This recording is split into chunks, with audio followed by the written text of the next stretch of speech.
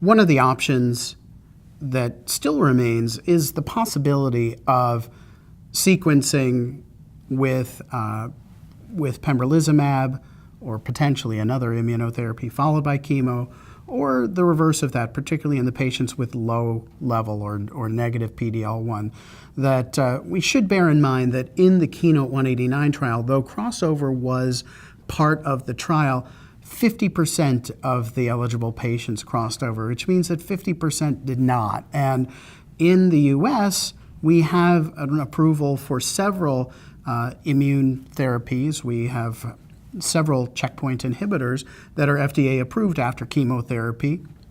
And the vast majority of my patients actually do cross over. If they didn't get it first line, nearly every eligible patient will be getting it as second or third line therapy. And so in my experience, my crossover rate in the clinic is far more than 50%.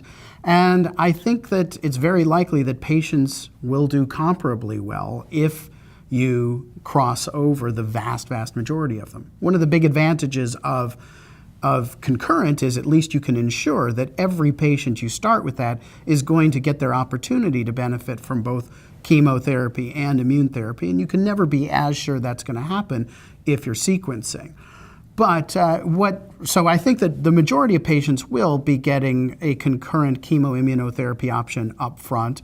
Some will have it sequenced, particularly with monotherapy, pembrolizumab, or potentially other immune therapies, followed by chemo if patients can be spared that.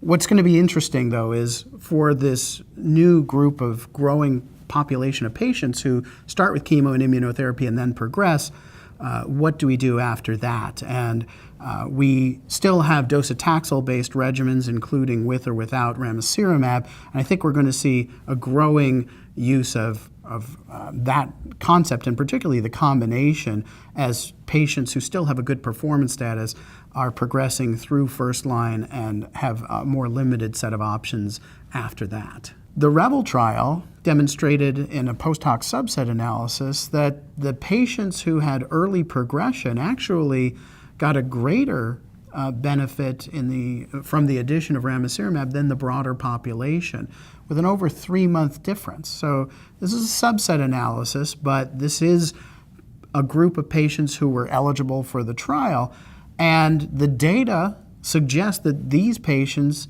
can really benefit from ramucirumab, perhaps more than the broader population. And it gives me more confidence that if I have a patient who has progressed early and I'm running out of options, that a combination of docetaxel with ramucirumab now has a better chance of leading to favorable results. I've seen that as well in some of my own patients, and very impressed with what the combination has been able to do for a group of patients who have been pretty refractory to chemotherapy alone.